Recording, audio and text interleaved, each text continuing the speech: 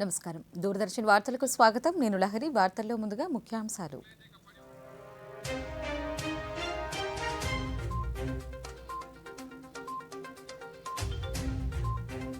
రాజ్యసభలో బడ్జెట్పై చర్చలో పాల్గొన్న ఆర్థిక మంత్రి Nirmala Sitharaman.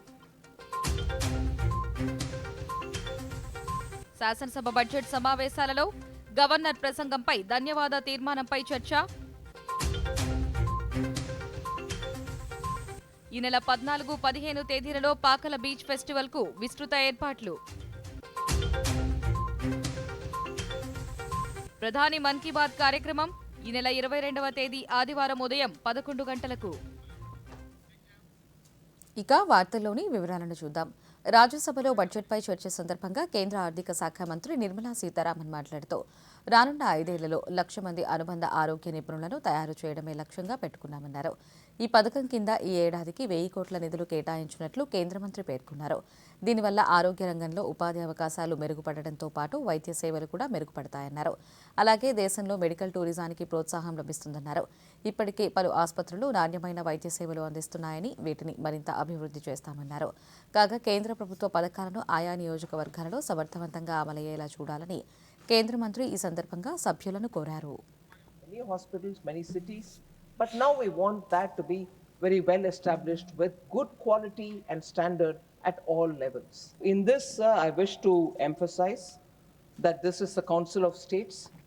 I urge all parties and honorable members to encourage their respective state governments to participate actively in these schemes which are announced, many of which will operate in a challenge mode. So the sooner they come with an exhaustive planning, looking at all the filters which prevail in the PM Gati Shakti, what will be the footfall, what kind of connectivity it has, where are the railway stations or ports connecting these areas and so on. If the filters are looked into and any state comes up for these mega schemes which we have announced, they can stand to benefit. So that is one of the reasons we have chosen not. ప్రజాప్రతినిధులు సభా గౌరవాన్ని కాపాడేలా వ్యవహరించాలని శాసనసభాపతి చింతకాయల అయ్యన్న పాత్రుడు తెలిపారు. శాసనసభ budget సమావేశాల్లో ఈరోజు ఆయన మాట్లాడుతూ సభా కార్యకలాపాల సమయంలో సభ్యులు హుందాగా వ్యవహరించాలన్నారు. విద్యార్థులు సైతం సభా కార్యకలాపాలు వీక్షించేందుకు వస్తున్నారని తెలిపారు. నమ్మకంతో మనకు ఓటేసి ఇక్కడ పంపించారు. వేలాది మంది పోటీ పెడితే కేవలం 175 మందిమే ఇక్కడ కూర్చుని అరుదైన గౌరవం మనకు దక్కింది. మనం ఏ పని చేస్తున్నా సభలో ఉన్న సభ వెలుపల ఉన్న ఈ విషయం గుర్తుంచుకోవాలి. సభా గౌరవాన్ని పెంచకపోతే పర్వాలేదు, కానీ దిగజార్చే హక్కు మాత్రం మనకు లేదు అన్న విషయాన్ని ప్రతి ఒక్కరు గుర్తుంచుకోవాల్సినటువంటి అవసరం ఉంది. ఒక సదుద్దేశం ఏంటంటే విద్యార్థులకు రాజకీయాలన్నా చట్టసభలన్నా ప్రజాప్రతినిధులన్నా సానుకూల అభిప్రాయం కలగాలన్న ఉద్దేశంతో వారిని ఆహ్వానించాను. కానీ మనం చేస్తున్నది ఏమిటి? గవర్నర్ గారి ప్రసంగాన్ని నినాదాలతో అడ్డుకొని కాగితాలు చింపి వెదజల్లని సభ్యుల ప్రవర్తన చూసి ఆ విద్యార్థులు ఏం నేర్చుకుంటారు? ఇది సూటిగా మనం మాట్లాడాల్సిన అవసరం ఉంది. దీని కారకులు ఎవరో వాళ్ళందరూ కూడా ఆత్మ విమర్శ చేసుకోవాల్సిన అవసరం ఉందని చెప్పి విద్యార్థులకు నాణ్యమైన విద్యతో పాటు నాణ్యమైన భోజనాన్ని అందించేందుకు ప్రభుత్వం కృషి చేస్తోందని రాష్ట్ర బీసీ సంక్షేమ శాఖ మంత్రి ఎస్ సవిత తెలిపారు. శాసనసభ బడ్జెట్ సమావేశాల్లో భాగంగా బీసీ సంక్షేమ వసతి గృహాల విద్యార్థులకు మెస్ ఛార్జీల అంశంపై విజయనగరం శాసనసభ్యురాలు పూసపాటి అతిథి విజయలక్ష్మి గజపతిరాజు అడిగిన ప్రశ్నలకు మంత్రి సమాధానమిస్తూ గురుకుల పాఠశాలలకు ప్రభుత్వం మరమ్మతులు చేపట్టిందని, అలాగే విద్యార్థులకు నాణ్యమైన సూపర్ ఫైన్ రైస్ అందిస్తోందన్నారు. ఇబ్బంది పడ్డారు అధ్యక్ష. మరి అవన్నీ దృష్టిలో పెట్టుకొని మన ప్రభుత్వం రాగానే మరి బీసీ హాస్టల్స్కి బీసీ గురుకులాలన్నీ రిపేర్లు కూడా జరిగాయి. కొంతమంది శాసనసభ్యులు వారి సొంత నిధులతో కూడా మరమ్మతులు కూడా చేపించారన్న విషయం కూడా తెలియజేస్తూ, అంతేకాకుండా మరి ఆర్ఓ ప్లాంట్లు, మరి అదే యూపీఎస్లు, సీసీ కెమెరాలు, మరి అన్ని నాణ్యతంగా విద్యార్థులకు నాణ్యతమైన విద్యతో పాటు నాణ్యతమైన భోజనం అందజేస్తూ మరి వసతులు కూడా అన్ని ఏర్పాటు చేశామన్న విషయం కూడా తెలియజేస్తూ, అంతేకాకుండా సోదరులు అడిగినట్లుగానే మామూలుగా మహాత్మా జ్యోతిరావు పూలే రెసిడెన్షియల్ స్కూల్స్కి చాలా డిమాండ్ ఉన్నాయి అధ్యక్ష. ఏదైతే అన్న నందమూరి తారక రామారావు గారు స్థాపించారు, మరి వారి దృష్టిలో పెట్టుకొని మొన్నటి రోజు ముఖ్యమంత్రి గారితో కూడా చర్చించాం. ముఖ్యమంత్రి గారు కూడా రాయలసీమలోనూ శ్రీకాకుళంలో చాలా డిమాండ్ ఉంది, 10 గురుకుల పాఠశాలలు కూడా కొత్తవి కూడా శాంక్షన్ చేయమన్నారు. గతంలో ఏదైతే 14-19లో ఆగిపోయిన గురుకుల పాఠశాలలు కూడా 80 కోట్ల రూపాయలు మరి నిధులు కూడా కేటాయించడం జరిగింది. అంతేకాకుండా పాత గురుకుల పాఠశాలల బిల్డింగుల కోసం కూడా ముఖ్యమంత్రి గారు యువతకు ఉద్యోగాలు కల్పించాలనే లక్ష్యంతో ప్రభుత్వం పనిచేస్తోందని రాష్ట్ర ఐటీ శాఖ మంత్రి నారా లోకేష్ పేర్కొన్నారు. శాసనమండలి ప్రశ్నోత్తరాల సమయంలో పరిశ్రమలకు భూ కేటాయింపుల అంశంపై సభ్యులు అడిగిన ప్రశ్నకు మంత్రి సమాధానమిచ్చారు. రాష్ట్రానికి వచ్చిన 5 కంపెనీల ద్వారా 65,000 మందికి ఉద్యోగాలు లభిస్తాయన్నారు. భూముల కేటాయింపుల్లో ఎక్కడా లాలూచీ పడాల్సిన అవసరం లేదని మంత్రి పేర్కొన్నారు. బిల్డింగ్ అధ్యక్ష, అది మిలీనియం టవర్స్ అని ఒకే ఒక బిల్డింగ్ కట్టారు. అది ఆల్రెడీ లీజ్కి ఇచ్చాం అధ్యక్ష. లీజ్ పైన వచ్చే ఆదాయం చాలా తక్కువ అధ్యక్ష. మన పెట్టే డబ్బులకి వచ్చే లీజ్ ఇన్కమ్ మనం బేరీ చేసుకుంటే పర్సంటేజ్ చాలా తక్కువ ఉంటుంది కనుక ల్యాండ్ డెవలప్మెంట్కి ఇస్తేనే బెటర్ అనేది ప్రభుత్వం ఒక పాలసీ తీసుకుని చేస్తాం జరిగింది అధ్యక్ష. మూడోది అధ్యక్ష, మేడం గారు అడిగారు. నేను మేడం గారిని సూటిగా ప్రశ్నించాలనుకుంటున్నాను అధ్యక్ష. మా ప్రభుత్వానికి అయితే పిల్లలకు ఉద్యోగాలు కల్పించే లక్ష్యంతో మేము పనిచేస్తాం. గవర్నమెంట్కి 2 రూపాయల ఆదాయం తగ్గినా పర్వాలేదు, ఇచ్చిన హామీ 20 లక్షల ఉద్యోగాలు మేము కల్పిస్తాం.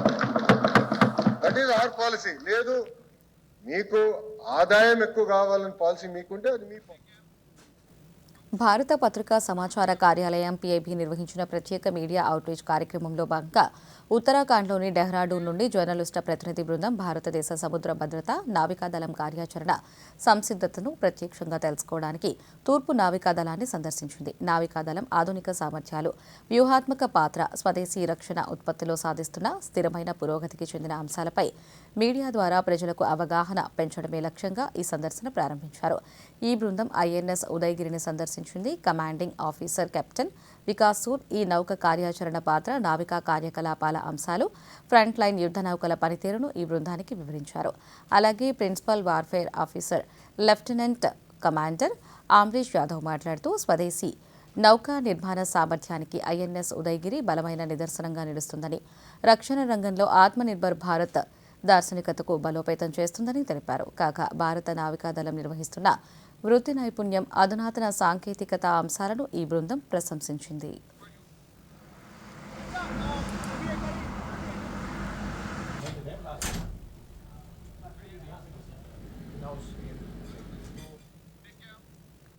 ప్రకృతి విపత్తులు సంభవించినప్పుడు ప్రజలను రక్షించడంలో అవగాహన పెంపొందించడంతో పాటు వారిని సన్నద్ధం చేసేలా కృష్ణా జిల్లా కొండపావులూరులోని NIDM క్యాంపస్లో ఈరోజు ప్రత్యేక సన్నాహక డ్రిల్ నిర్వహించారు. రాష్ట్రంలోని 11 NDRF బృందాలు, తెలంగాణ, కర్ణాటక నుంచి మరో 7 బృందాలు ఈ కార్యక్రమంలో పాల్గొన్నాయి. వరదల్లో చిక్కుకున్న బాధితులను రక్షించడం, పడవలు, తాళ్లు వినియోగించి క్లిష్టమైన పరిస్థితుల్లో ప్రజలను ఎలా రక్షించేది ఈ ప్రత్యేక బృందాలు మాక్ డ్రిల్ ద్వారా ప్రదర్శించాయి. ఈ సందర్భంగా 10వ battalion NDRF commandant VVN Prasanna Kumar మాట్లాడుతూ విపత్తుల సమయంలో సమన్వయంతో ప్రజలను కాపాడే అంశంపై మాక్ డ్రిల్ నిర్వహించామన్నారు. పార్టిసిపేట్ చేసి దీంతో మనం ప్రిపేర్డ్నెస్ అండ్ కోఆర్డినేషన్ ఏ విధంగా బెటర్గా చేయొచ్చు, రెస్పాన్స్ కూడా ఎంత ఎఫెక్టివ్గా చేయొచ్చు అనేది చూడడం కోసం ఈ మొబిలైజేషన్ డ్రిల్ చేయడం జరిగింది. సో ఇందులో 10th NDRF నుంచి 4 RRCతో పాటు హెడ్ క్వార్టర్ నుంచి కూడా అన్ని టీమ్స్ పార్టిసిపేట్ చేశాయి. RRC బెంగళూరు నుంచి 3 టీమ్స్, కైగా NPT లొకేషన్ నుంచి 1 టీం, హైదరాబాద్ RRC నుంచి 3 టీమ్స్, విశాఖపట్నం RRC నుంచి 2 టీమ్స్. ప్రకాశం జిల్లాలోని పాకల తీర ప్రాంతంలో ఈ నెల 14, 15 తేదీలలో పాకల బీచ్ ఫెస్టివల్ నిర్వహించనున్నట్టు జిల్లా కలెక్టర్ పి. రాజాబాబు తెలిపారు. పాకల బీచ్ ఫెస్టివల్ నిర్వహణకు సంబంధించి చేసిన ఏర్పాట్లపై ఒంగోలులో ఆయన మీడియాతో మాట్లాడుతూ పాకల బీచ్ ఫెస్టివల్ను భారీ ఎత్తున నిర్వహిస్తున్నామన్నారు. బీచ్ ఫెస్టివల్కు వచ్చే వారి కోసం ఆర్టీసీ ప్రత్యేక బస్సులు నడుపుతుందన్నారు. పాకాల బీచ్ గురించి తెలియజేయాలనే ఉద్దేశం ఒకటి.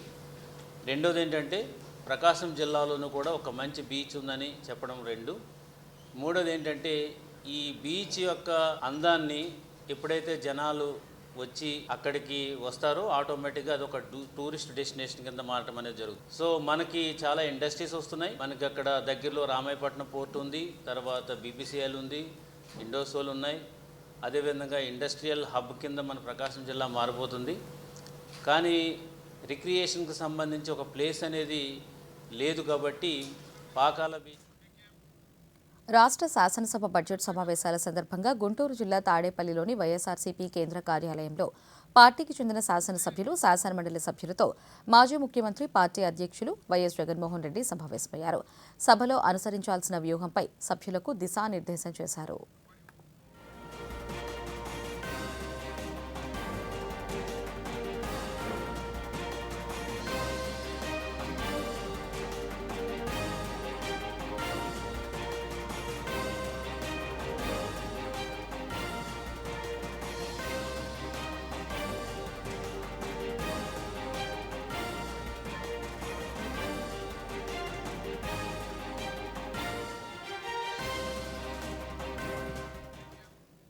క్షేత్రస్థాయిలో అభివృద్ధి కార్యక్రమాల అమలు, ప్రజలకు అందుతున్న సేవలను తెలుసుకునేందుకు తిరుపతి జిల్లా collector doctor yes Venkateshwar railway Koduru నియోజకవర్గంలో క్షేత్రస్థాయిలో విస్తృతంగా పర్యటించారు.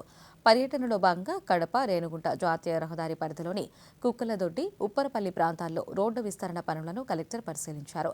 పనుల పురోగతిని పరిశీలించారు. పనులను నాణ్యతతో పాటు నిర్దేశిత గడువులోపు పూర్తి చేయాలని సూచించారు.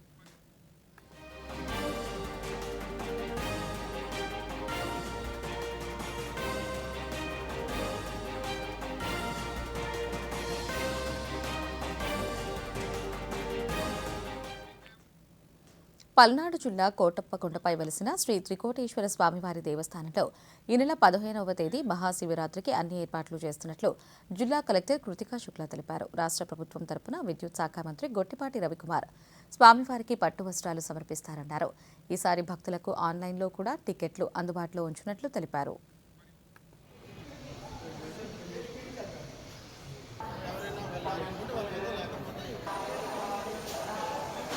ఒక లక్షల పైన మంది ఆ రోజు వచ్చి ఇక్కడికి దర్శనం చేస్తారు కాబట్టి దానికి తగ్గట్టుగా అన్ని ఫెసిలిటీస్ భక్తుల కోసం అన్ని ఫెసిలిటీస్ ఏర్పాటు చేయడం జరుగుతుంది. క్యూ లైన్స్ కావచ్చు, షేడ్ దానికి సంబంధించి షేడ్ కావచ్చు, వాటర్, బటర్ మిల్క్ ఫెసిలిటీస్ అన్నీ పిల్లలకి, సీనియర్ సిటిజన్స్కి అన్ని ఫెసిలిటీస్ ఉన్నాయి లేదా చెక్ చేయడం జరిగింది. 15th రోజు 1 AM మొదలు పెడుతున్నాము. లాస్ట్ ఇయర్ 4 AM స్టార్ట్ చేసాము, కానీ ఈసారి కొంచెం అర్లీగా మొదలు పెడుతున్నాము. దాంతోపాటు morning 9 AM Shri Gottipati Ravikumar sir minister గారు ఇక్కడికి వచ్చి ప్రభుత్వం వైపు నుంచి పట్టు వస్త్రాలు కూడా సమర్పణ చేస్తారు. కాబట్టి శ్రీ సత్యసాయి జిల్లా నల్లచెరువు ప్రాథమిక ఆరోగ్య కేంద్రాన్ని జిల్లా కలెక్టర్ శ్యాంప్రసాద్ ఆకస్మికంగా తనిఖీ చేశారు. ఆసుపత్రిలో అందుతున్న వైద్య సేవలు, సిబ్బంది హాజరు, ఔషధాల నిల్వలు, రికార్డులను సమగ్రంగా పరిశీలించారు. తనిఖీ సందర్భంగా ఆసుపత్రిలో ఉన్న రోగులతో మాట్లాడి వారికి అందుతున్న చికిత్స సౌకర్యాలపై వివరాలు తెలుసుకున్నారు. గర్భిణీలు, శిశువులకు అందిస్తున్న వైద్య సేవలపై ప్రత్యేకంగా దృష్టి సారించారు. ఈ సందర్భంగా కలెక్టర్ మాట్లాడుతూ ప్రజలకు నాణ్యమైన వైద్య సేవలు అందించాలన్నారు.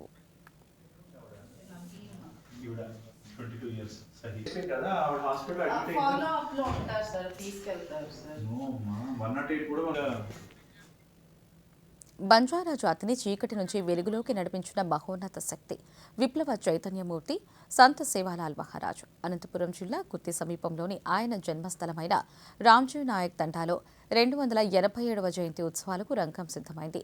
ఈ నెల 13 నుంచి 15 వరకు రాష్ట్ర ప్రభుత్వం అధికారికంగా నిర్వహిస్తున్న ఈ ఉత్సవాల విశేషాలేంటో ఇప్పుడు చూద్దాం. అనంతపురం జిల్లా గుత్తి మండలం రామ్జీ నాయక్ తండా సంత్ సేవాలాల్ మహారాజ్ జన్మించిన పవిత్ర భూమి. భీమానాయక్, ధర్మణిభాయ్ పుణ్యఫలంగా జన్మించిన సేవాలాల్ తన జీవితాంతం బంజారాల సంక్షేమం కోసం అంకితం చేశారు. నాడు బ్రిటిష్ పాలకులు బంజారాలను నేరస్తులుగా ముద్రవేస్తే వారికి అహింసా మార్గాన్ని బోధించి సంచార జీవనాన్ని వదిలి స్థిర నివాసాలు ఏర్పరచుకోవాలని పిలుపునిచ్చారు. గత ఏడాది మహారాష్ట్రలోని ఆయన సమాధి ఉన్న పోహ్రా దేవిగఢ్ను సందర్శించిన ప్రధాని నరేంద్ర మోదీ సేవాలాల్ సేవలను కొనియాడారు. పేదలు, అణగారిన వర్గాల కోసం ఆయన చేసిన పోరాటం మరువలేనిదని ప్రధాని ప్రశంసించారు. రామ్జీ నాయక్ తండాలోని ఈ దేవాలయం ప్రాంగణంలోకి అడుగుపెట్టగానే ముందుగా బోగ్ అనే యజ్ఞశాల కనిపిస్తుంది.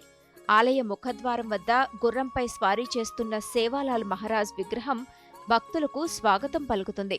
ఆలయం ఎదురుగా ఉన్న కాలోకుండు బావి వద్ద భక్తులు భక్తి శ్రద్ధలతో జలహారతిని నిర్వహించారు. దేశ నలుమూలల నుంచి వేలాది మంది భక్తులు స్వామివారి మాలధారణ చేసి ఇరుముడితో ఇక్కడికి తరలివస్తారు. మాతా శ్రీ జగదంబ మాత అమ్మవారి వార్షికోత్సవం అంగరంగ వైభవోపేతంగా నిర్వహించబడుతుంది. తరువాత 14వ తేదీ ఉదయాన సంత్ శ్రీ సేవాలాల్ మహారాజ్ స్వామివారికి విశేషమైన అభిషేకాలు, నూతన పట్టు వస్త్రాలతో అలంకరించి స్వామివారిని ప్రత్యేకంగా కొలువు తీర్చడం జరుగుతుంది. అప్పటికి ఆ పూజా కార్యక్రమాల అనంతరం భక్తులు విశేషమైన రకరకాల రాష్ట్రాలు, జిల్లాలు, ప్రాంతాల నుంచి సంత్ శ్రీ సేవాలాల్ మహారాజ్ జగదంబామ్మ వారి దీక్ష 41 రోజు పూర్తి చేసుకొని వారు ఇరుముళ్లతో సేవాగఢ్ బయలుదేరి అందరూ చేరుకుంటారు. రవాణా సౌకర్యం కానీ, రోడ్డు సౌకర్యం కానీ, వచ్చిన భక్తులకి టాయిలెట్స్ సదుపాయాలు కానీ, బారికేడ్స్ సదుపాయం కానీ, కరెంట్ సదుపాయం కానీ ఇటువంటి ఇబ్బందులు లేకుండా అన్ని లైన్ డిపార్ట్మెంట్స్ ద్వారా తీసుకున్నామండి. బంజారా సంస్కృతిని, ఆచారాలను కాపాడుకుంటూ సేవాలాల్ చూపిన మార్గంలో నడవటమే ఆయనకు ఇచ్చే అసలైన నివాళి. 3 రోజుల పాటు జరిగే ఈ జయంతి ఉత్సవాలు మారుమూల తండాల్లో ఆధ్యాత్మిక శోభను నింపుతున్నాయి. వార్తల్లో చిన్న విరామం తీసుకుందాం.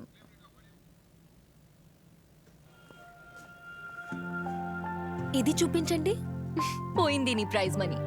కాస్తైనా ఇన్వెస్ట్ చేసుకో. వచ్చేప్పుడు చేసేసా మొబైల్తో. ఎందులో? గవర్నమెంట్ సెక్యూరిటీస్ లో. RBI retail direct mobile app ఉందిగా. రీటైల్ డైరెక్ట్ స్కీమ్ ద్వారా ఇన్వెస్ట్మెంట్ అంటే మెచ్యూరిటీకి guaranteed returns. No brokerage, no hidden fees. మెచ్చుకున్నాం. నిన్ను కాదు, యాప్ ని. ఆర్బీఐ అంటోంది తెలివిగా ఆలోచించండి, అప్రమత్తంగా ఉండండి. వార్తలకు తిరిగి స్వాగతం. రానున్న మహాశివరాత్రికి ప్రముఖ శైవ క్షేత్రాలకు వెళ్లే భక్తుల కోసం ప్రత్యేక బస్సులను నడుపుతున్నట్టు ప్రకాశం జిల్లా RTC regional manager G Satyanarayana తెలిపారు. ఒంగోలులో ఈరోజు ఆయన మీడియాతో మాట్లాడుతూ ప్రకాశం, మార్కాపురం జిల్లాలలోని 7 డిపోల నుంచి శ్రీశైలం, కోటప్పకొండ, భైరవకోన, మొగలిచెర్లకు బస్సులు నడుపుతున్నట్లు తెలిపారు. ఈ ప్రత్యేక బస్సుల్లో కూడా స్త్రీ శక్తి పథకం అమలు చేస్తామన్నారు. శ్రీశైలం, కోటప్పకొండ, భైరవకోన, మొగలిచెర్ల ప్రాంతాలకు ఏపీఎస్ఆర్టీసీ ప్రకాశం మరియు మార్కాపురం జిల్లాల్లోని 7 డిపోల నుంచి సర్వీసులు నడపబడుతున్నాయి. శ్రీశైలానికి మనం దాదాపుగా 140 బస్సులు పైగా ప్లాన్ చేయడం జరిగింది. అలాగే కోటప్పకొండకి 78 సర్వీసులు, మొగలిచెర్లకి ఒక 25, భైరవకోనకి ఒక 25. అలాగే మార్కాపురం జిల్లా కొత్తగా ఫామ్ అయిన తర్వాత జిల్లా యంత్రాంగం ప్రత్యేకమైన దృష్టి పెట్టిన త్రిప్రాంతక. తిరుపతిలో ఆచార్య ఎన్జీ రంగా వ్యవసాయ విశ్వవిద్యాలయ ప్రాంతీయ వ్యవసాయ పరిశోధనా స్థానంలో ఏర్పాటు చేసిన రాష్ట్ర స్థాయి కిసాన్ మేళాను జిల్లా కలెక్టర్ డాక్టర్ ఎస్ వెంకటేశ్వర్ ఈరోజు ప్రారంభించారు. ఈ ప్రదర్శనలో ప్రధానమంత్రి సూర్యఘర్ పథకంతో పాటు పలు పథకాలపై రైతులకు అవగాహన కల్పించారు. మెరుగైన వ్యవసాయ పద్ధతులు, పంట దిగుబడితో పాటు ఎరువుల వినియోగంపై పలువురు శాస్త్రవేత్తలు రైతులకు సూచనలు చేశారు.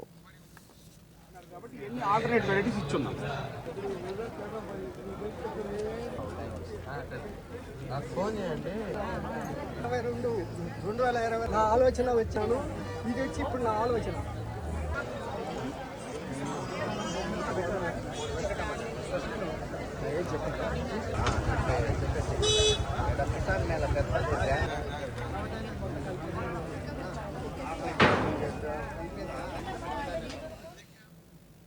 ద్విచక్ర వాహనదారులు తప్పనిసరిగా హెల్మెట్ ధరించాలని, దీనివల్ల ప్రమాదాల బారిన పడినా ప్రాణాపాయం నుంచి బయటపడొచ్చని చిత్తూరు జిల్లా ఎస్పీ తుషార్ రూడి తెలిపారు. చిత్తూరులో ఈరోజు హెల్మెట్ వల్ల ఉపయోగాలపై ట్రాఫిక్ పోలీసులు నిర్వహించిన అవగాహన కార్యక్రమంలో ఆయన మాట్లాడుతూ కుటుంబ సభ్యులను దృష్టిలో పెట్టుకుని ప్రతి ఒక్కరూ హెల్మెట్ ధరించాలన్నారు.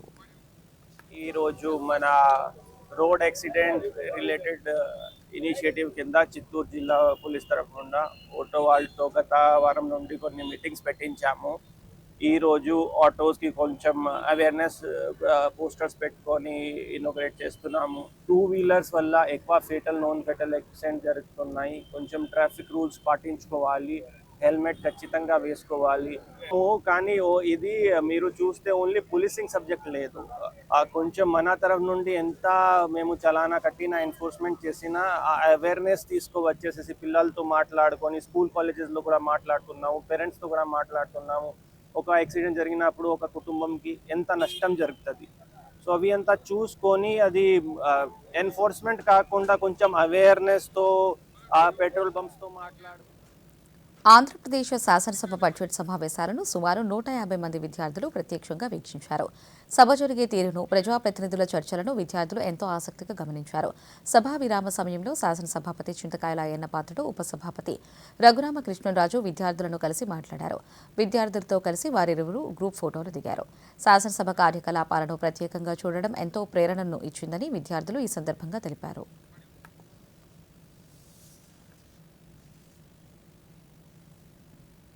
ఇలాంటి ఆపర్చునిటీ మాకు ముందు ఎక్కడ దొరకదు అని నేను ఫీల్ అవుతున్నా. నెక్స్ట్లీ నేను అక్కడ కూర్చున్నప్పుడు ఎంత హ్యాపీ ఫీల్ అయినంటే, ఇలాంటి ఆపర్చునిటీ ఖచ్చితంగా ఒక పొలిటీషియన్కి కానీ, ఒక సీఎంకి, స్పీకర్కి మాత్రమే, ఎమ్మెల్యేస్కి మాత్రమే దొరుకుతుంది. కానీ నేను ఇంత చిన్న ఏజ్లో ఇంత స్కూల్ తరపున వచ్చి చూశానంటే నాకు చాలా హ్యాపీగా ఉంది. నేను ఎప్పుడు టీవీలోనే ఎప్పుడే టీవీలోనే అసెంబ్లీని చూస్తానేమో అనుకున్నాను. కానీ నా లైఫ్లో అసెంబ్లీలోకి అడుగు పెడతానని ఎప్పుడు అనుకోలేదు.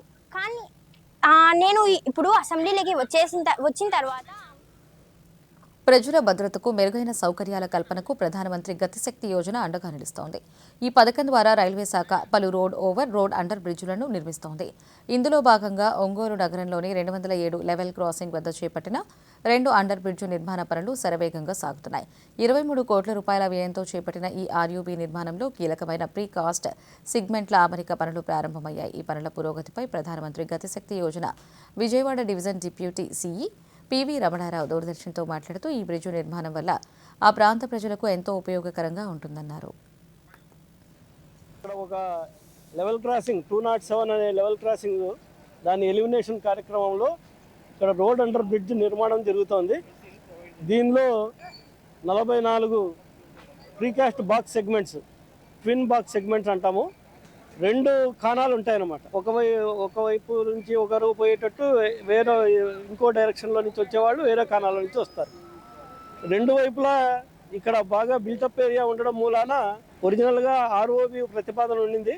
దాన్ని ఆర్యూబీగా కన్వర్ట్ చేసి ఎల్హెచ్ఎస్ అంటే చిన్న సైజు కారు సైజు వెహికల్స్ మాత్రం పోయేదానికి వీలుగా ఇక్కడ ఎల్హెచ్ఎస్ చేయడానికి. రానున్న రోజుల్లో విద్యారంగంలో 3వ తరగతి నుండి అధునాతన పరిశోధనా స్థాయిల వరకు కృత్రిమ మేధ ఆధారిత విద్యను అందించేలా చర్యలు తీసుకుంటామని కేంద్ర విద్యాశాఖ మంత్రి ధర్మేంద్ర ప్రధాన్ తెలిపారు. ఢిల్లీలో జరిగిన భారత్ బోధన్ కాన్క్లేవ్లో ఆయన మాట్లాడుతూ, నేటి ఆధునిక కాలంలో ఏఐ ఒక అత్యాధునిక సాధనగా మారిందన్నారు. ఏఐ కేవలం ఒక సాధనం మాత్రమే కాదని, విద్యను మరింత సమగ్రంగా అందరికీ అందుబాటులోకి తీసుకొచ్చే శక్తివంతమైన మాధ్యమమని కేంద్ర మంత్రి పేర్కొన్నారు. टेक्नोलॉजी को लाने के लिए भारत सरकार तत्पर है. इस पिछले साल बजट में कुछ व्यवस्था किया गया था एक centre of excellence AI for education के लिए. उसी को आगे लेते हुए माड्रास आईआईटी को एक काम दिया गया था भारत सरकार की ओर से, और बोधन एआई जिसमें से नॉलेज, इंटेलेक्चुअलिज्म, ये सारे जिसकी अर्थ होता है, इसको लेकर आज उसका लॉन्च किया गया है. आने वाले दिनों में भारत सरकार ने तय किया है क्लास 3 से अनवर्ड एआई आधारित शिक्षा. కేంద్ర పౌర విమానయాన శాఖ మంత్రి కింజరపు రామ్మోహన్ నాయుడుతో తెలంగాణ ముఖ్యమంత్రి ఏ రేవంత్ రెడ్డి సమావేశమయ్యారు. ఢిల్లీలో ఈ రోజు జరిగిన ఈ భేటీలో మామునూరు, కొత్తగూడెం, ఆదిలాబాద్ విమానాశ్రయాలకు సంబంధించిన ప్రతిపాదనలను అందజేశారు. భూసేకరణ పూర్తయినందున మామునూరు విమానాశ్రయ పనులను ప్రారంభించాలని రేవంత్ రెడ్డి ఈ సందర్భంగా ముఖ్యమంత్రిని కోరారు. అలాగే ఆదిలాబాద్ విమానాశ్రయం కోసం కేంద్రానికి అదనంగా 249 ఎకరాలు ఇచ్చేందుకు సిద్ధంగా ఉన్నట్లు ముఖ్యమంత్రి తెలిపారు. ఇక కొత్తగూడెం విమానాశ్రయానికి అబ్స్టాకిల్ లిమిటేషన్ సర్ఫేసెస్ సర్వే పనులను వెంటనే ప్రారంభించాలని విజ్ఞప్తి చేశారు.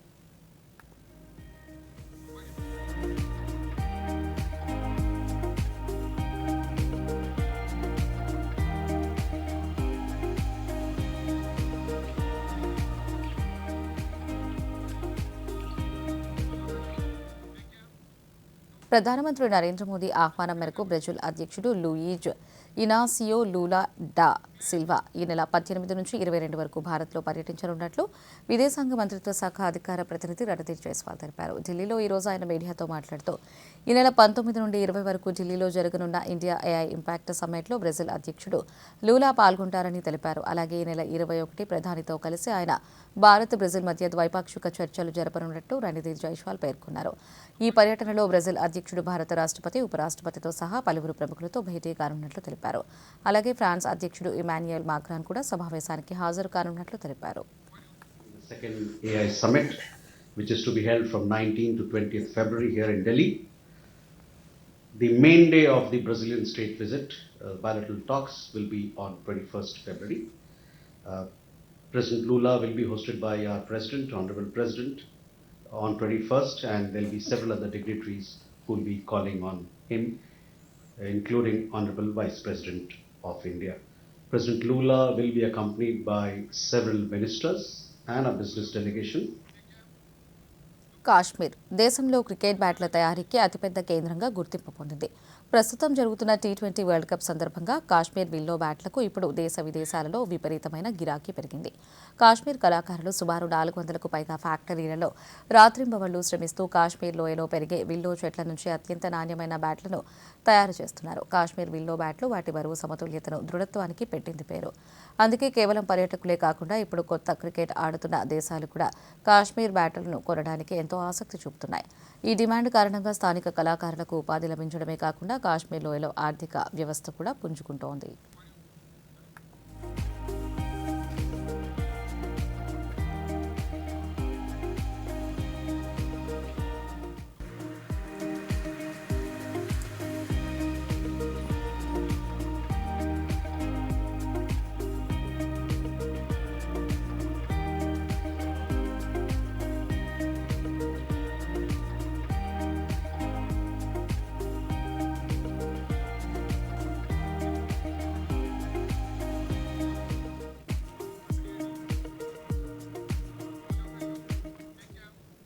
అజంతా, ఎల్లోరా, ఖజురహో ఈ పేర్లు వినగానే మన కళ్ల ముందు కదిలేది అద్భుతమైన శిల్ప సంపద.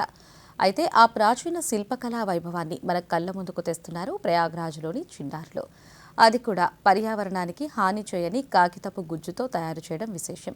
ప్రయాగ్రాజ్ బాల్ భవన్లో 5 నుండి 15 ఏళ్ల వయసు గల విద్యార్థులు గత 3-4 నెలలుగా ఎంతో ఓపికతో పాత కాగితాలను గుజ్జుగా మార్చి దేశ చారిత్రక శిల్పాలను తయారు చేస్తున్నారు. భావితరాలకు దేశ సంస్కృతిని, కళలను పరిచయం చేసేలా ఈ వర్క్షాప్ సాగుతోంది. విద్యార్థుల్లో ఏకాగ్రతను, సృజనాత్మకతను పెంపొందించడంలో ఈ శిక్షణ ఎంతో దోహదపడుతోంది.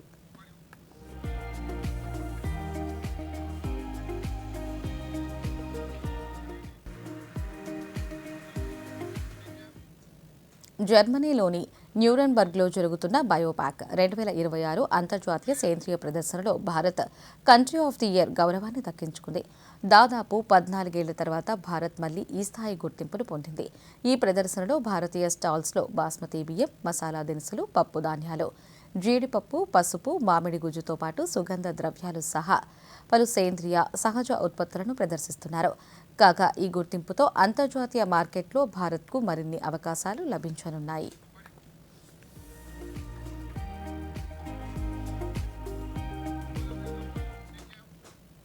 జమ్మూ కాశ్మీర్ వెళ్లే ప్రయాణికులతో పాటు పర్యాటకుల కోసం ఉత్తర రైల్వే కీలక నిర్ణయం తీసుకుంది.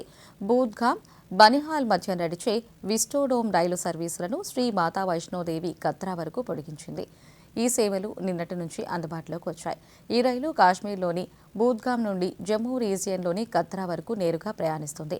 వైష్ణోదేవిని దర్శించుకునే భక్తులతో పాటు కాశ్మీర్ వెళ్లే పర్యాటకులు హర్షం వ్యక్తం చేస్తున్నారు.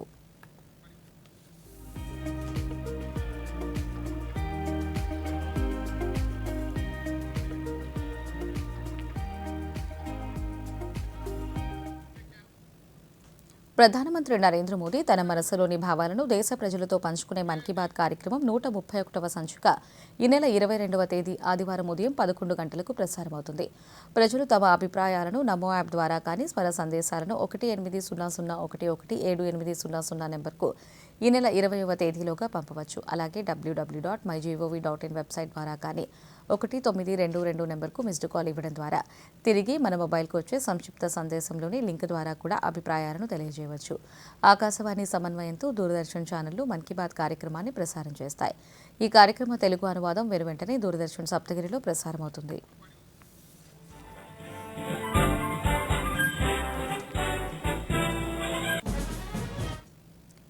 వార్తలు ముగించే ముందు ముఖ్యాంశాలు మరోసారి.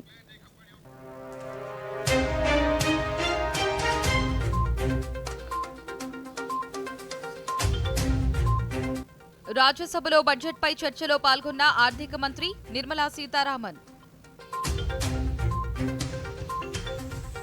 శాసనసభ బడ్జెట్ సమావేశాలలో గవర్నర్ ప్రసంగంపై ధన్యవాద తీర్మానంపై చర్చ. ఈ నెల 14-15 తేదీలలో పాకల బీచ్ ఫెస్టివల్కు విస్తృత ఏర్పాట్లు. ప్రధాని మన్ కీ బాత్ కార్యక్రమం ఈ నెల 22వ తేదీ ఆదివారం ఉదయం 11 గంటలకు. ఈ వార్తలు ఇంతటితో సమాప్తం. నమస్కారం.